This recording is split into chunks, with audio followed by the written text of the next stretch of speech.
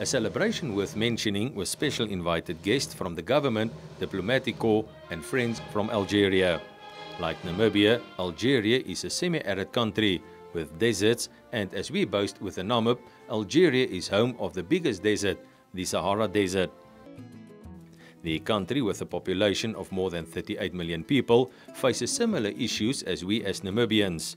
During their 40-year liberation struggle for independence, many died fighting for a cause.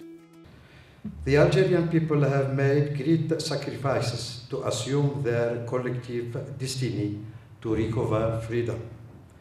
During 7.5 years of this terrible war of liberation, 1.5 million Algerian martyrs were killed by colonial system. Like Namibia, Algeria did not sit idle on its natural resources and turned the ancientness, combined with the aridness and oceans, into a prime tourist destination.